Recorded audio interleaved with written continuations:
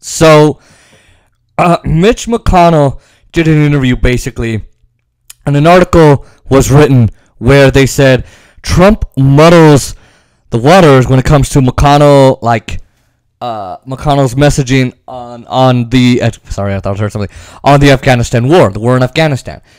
And side note, we should be out of there. But anyway, so he effectively goes on and he criticizes Joe Biden for saying that he wants to pull out of the war in Afghanistan. Now, he's saying, "Oh my God, he's making a hasty withdrawal, hasty withdrawal," and they're saying, he's saying, "Oh my God, we're gonna put our coalitions in trouble, and Afghanistan's gonna go to hell." And then John Thune, the second idiot in command, who, well, I'm not sure, I think it's John Cornyn, but anyway, John Thune was like, "Oh my God, it could be that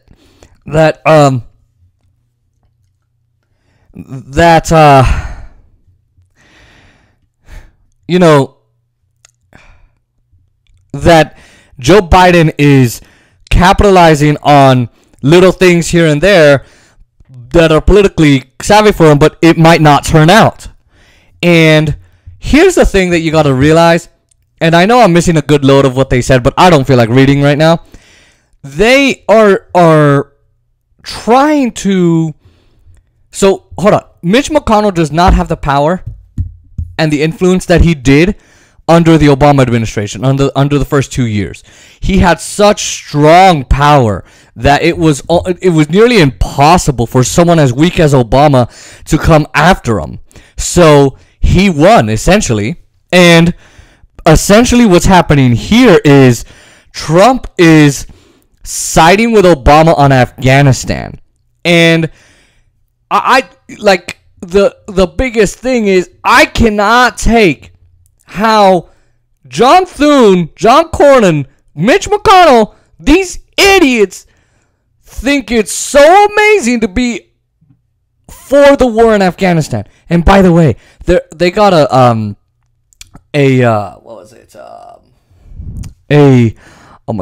strategist, a GOP strategist to come on in the article and just to verify this.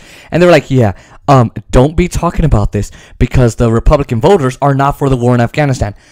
And that's what's interesting. But like I said, I can't take how they're for the war. And they think that they're popular. They think that's the popular position. That being for the war, just because Joe Biden's against it, supposedly, being for the war, right? Just because he's that's insane. And Trump is coming out saying, "I am against the war, and I don't think we should be there, and I think it's a wonderful thing that President Biden is doing." Oh! Thank you, Donnie. Thank you. Because here's the thing, right? You got Republicans in the House who might be against the war, but because of the party leadership might be like, "Oh, no, I can't really go against them. You know, they're my party people," right? But like I said, Trump's influence is bigger than McConnell's, even though it's Wayne. McConnell doesn't have such a strong influence, right, as Trump right now. And so it gives, when Trump says something, it gives the rest of the Republicans in the House and in the Senate, at least in the House, freedom and the cover to go, well, Trump's for it, I'm for it. Trump's against it, I'm against it, right? So here, Trump's against the war in Afghanistan. So because he's against the war in Afghanistan, people can say, "Oh, I'm against it too." Yeah, I'm totally against it. Trump said it. So now, if Trump was out of the equation, out of it, and he never commented, well, these people would be under the pressure of the Republican leadership, the leadership of the party, and they would effectively be against Joe Biden wholeheartedly, all of them. But now Trump is putting in his word, saying, I'm against the war, I'm for what Biden is doing. Oh, look, I brought the Trump impression back, but he keeps putting himself in the news, so I kind of have to cover it as a political commentator. But anyway, love doing that to friends. They're like, what? So Trump. So now, right? All these people are gonna be against the war. So now, this is where I wish Trump would come in more, because all these people say, "Oh, we're for the war in Afghanistan." Oh, yes, whatever. And they're for the. I don't know what it is about their marketing abilities. The right wing is so good at marketing, but now I don't even know, because they're now marketing themselves on the unpopular position. They always do, but especially when it comes to war, right? And so they're putting themselves in the unpopular position, and that's what's making it even funnier. Because here's the thing. If Trump were to speak up even more than this, oh, dude, can you imagine? Like right now, Biden wants to spend $2 trillion on infrastructure. That's not even near enough. Not even close. Republicans want to spend Mitch McConnell and the Republicans are like, let's spend $600 million and let's just take away the tax increases on the rest, and then that's how we're going to spend all the $600 million. $600 million. Because you say, I don't want to spend that much. Bro, guys, all it will take is for Trump to go, I think that's too little.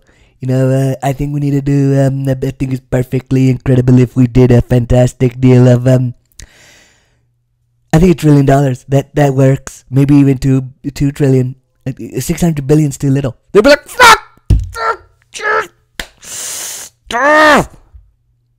Oh, fuck. Oh, why did he do that, man? Because then it puts them in the impossible position of, okay, Trump's for this infrastructure bill. You're against it, but the base loves it. Oops. And then, remember with the $2,000 checks, the $1,400 checks, Trump said, they said $600 checks. I'm sorry, I wish. They said $600 checks. And then once they passed it, Trump came out of the cave and he said, actually, I think $2,000. They're like, fuck, he said 600. We said 600. This idiot's coming down for 2,000. Joining our plans. Fuck. This is great. This is great because, look, I mean, this whole thing of, oh my God, we're going to pull out and Afghanistan's going to go to hell. We need to be there. We've been there for 20 years. 20 years. Why do we need to stay there? We don't need to stay there. Let's get out. Let's get out. So, yeah. I mean, come on. Trump just needs to come out a little bit more. Now, look, he's nominally right on this issue, but let's not give him too much credit. Okay? Trump is way worse. Trump is less worse than McConnell. McConnell's much more of a party hawk. But Trump could have pulled out all the troops, and he didn't, so he's a hypocrite there. And even his May 1st deadline is not even a full withdrawal because he was still leaving troops and special ops people and federal contractors there. And by the way, they say, oh my God, we're getting out too quick. Come on! No, it's not. It's September 11th. That's when Biden's getting out. That's not quick enough. And by the way, even Trump's deadline of May 1st, that wasn't quick enough. He had 4 years and he never did it. So getting back to this, if Trump were to continue this, it would ruin them. It would ruin them. And then it would cause a bunch of infighting. Because if now they're infighting, now it gives Biden to come in and do his half-dead speech asking for even the minimal policies. Folks, Joe, wake up. I think we need a... open your eyes, Joe. I think we need to provide childcare.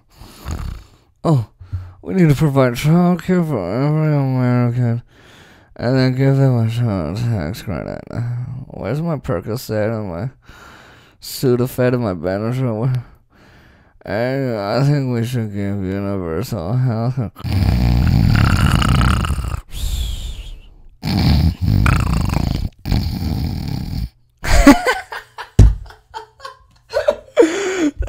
Just leaning like, Mr. President. Oh, how you doing, Jack? Like, if he spoke like that, and the Republicans are infighting, it just leaves an open lane for President Biden, to be like that. Because Republicans are infighting, starting that civil war. And Trump, thank you, Donnie. Thanks for coming out against the Afghanistan war. Because this has started more infighting. And it's making these Republicans look like fucking fools. They're so wrong. They're goddamn wrong. And I just love every second of it. I'm not going to lie to you. I love every freaking second of it. Oh, man. It's so amazing. But anyway, thank you, Donnie. These Republicans are idiots. And with Trump doing this, it makes it even more worthwhile to watch this GOP civil war.